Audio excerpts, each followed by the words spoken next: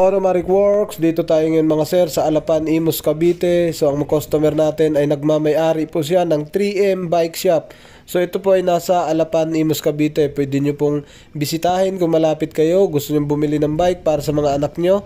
Yan po, marami po silang mga tindang bike. Pwede nyo pong bumisita sa kanilang Facebook account. Yan po mga sir, makikita nyo. Pwede po kayo mag-inquire magkano yung mga presyo. At pwede nyo pong puntahan, napakadali pong hanapin, sa Alapan lang po yan. Habang hinihintay natin si sir na nag-test drive, babalik. Eto na po si sir.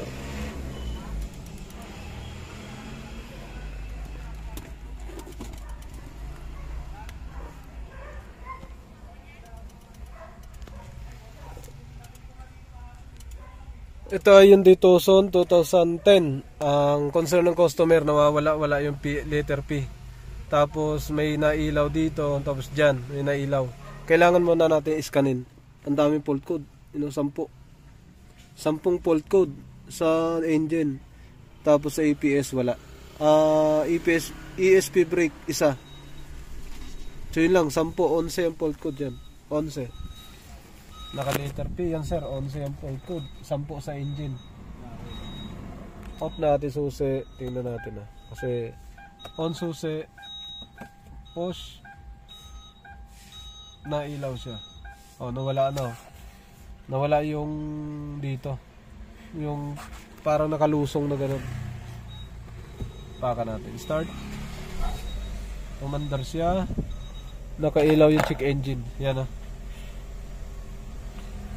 umandar, kanina walang letter P, ngayon umandar, may check engine. Revolution natin.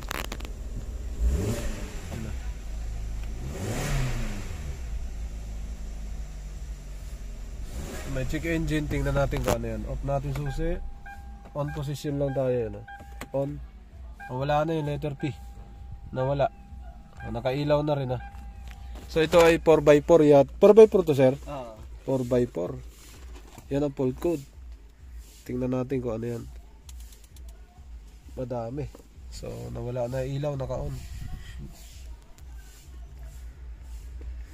Map sensor, cylinder 1, injector low, cylinder 2, injector 2, cylinder 3, injector 3, cylinder 4, crankshaft sensor, system voltage, reference sensor, reference voltage A, circuit low, lamp mode, home, lost communication. Ang daming fault code.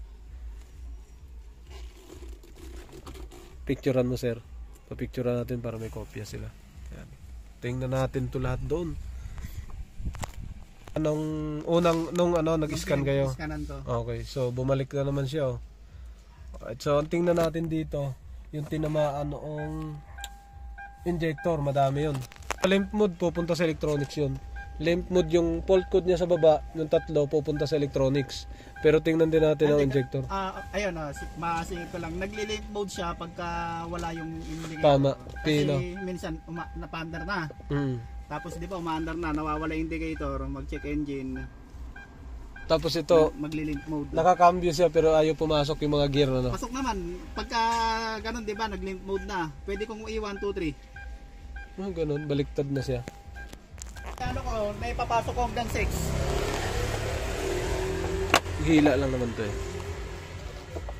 Yun, hila lang. Yan ang injector. Patungan natin.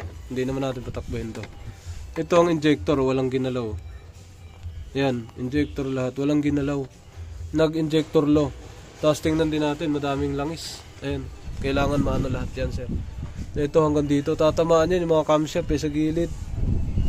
Ito, BBTI, okay lang yan, normal lang yan. Sa likod, yan lahat ng mga wiring sa ganyan. So kakabili lang ni sir. Tapos hanggang dito, naglalangis. Yan ang daming langis. Sa module, tingnan natin to. Buo pa naman mga fuse? Oo. Stock to. Yan, pwede rin kasing magkasira to dito sa fuse. Double check lang, tapos yung relay. Kasi yung dulo nito yung dalawa, papunta doon sa inhibitor switch, tapos papunta sa supply ng PRND. Doon din sa loob ng fuse, meron din. Tapos huwag kalimutan din i-check ito. Yan, kailangan makita din ninyo. Ito, fuse lahat, tapos wirings, tapos yung inhibitor switch sa loob. Yun, nakakabit na tayo doon. Tapos yung fuse dito, yan sa ilalim dapat makita din. Kasi pag pumutok yung reverse, mawawala rin yung PRND. Tapos doon din, fuse doon. Tapos huwag kalimutang tingnan yung huwag kalimutan tingnan yung mga module. Ngayon ito na. On natin. Yan. Unang on pa lang to. Dapat magpakita na kaagad yung P. Yun. Tapos hindi dapat siya nawawala. Baba natin to. Kasi kanina nawawala. Ayan. Ay, gumana agad yung aircon. Off. Tapos napansin nyo, yan, naka-standby lang tayo. Nawala ka agad dito, yung kulay pula. Nawala agad. Tapos yung gas niya, dalawa na lang. Off ulit natin ah. O, hintayin natin. Kasi saglit lang yun eh, yan, 38. Mga 1 minuto siguro, yan. Mga ano na siya eh, segundo lang, mga 10 seconds, nawawala na yung P. Yan, standby. Alright.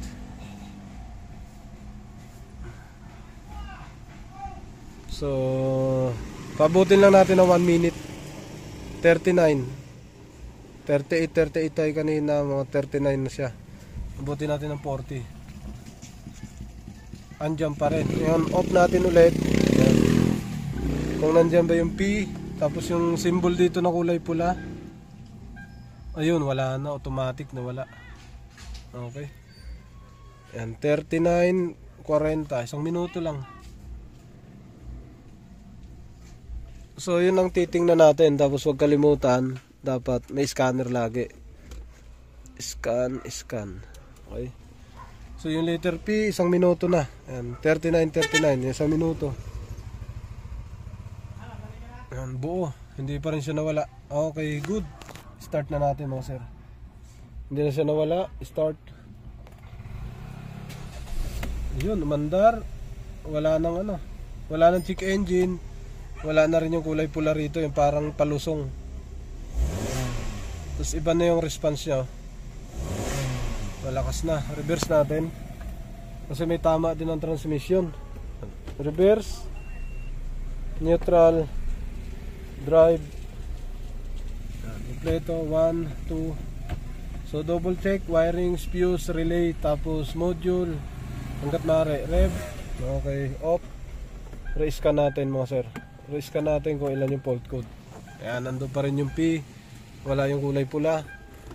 Ayan, mas dami fault code. Kanina, nag-force idle pa. Back. Okay, back. Ayun, dumiretso, nawala agad. So, ulitin natin yan. Yes. Quick test. Ulitin natin para maayos. Ayan. ESP brake. Nagpalit sila ng ayun, preno, brake switch. Tingnan lang natin. Yan na, malapit na. So wala nang fault code sa engine, automatic na wala. Pa-test drive tayo. Okay, good. Wala na. So ayos na to mga sir. Tapos na. Papa-test drive tayo guys sir. Okay, off.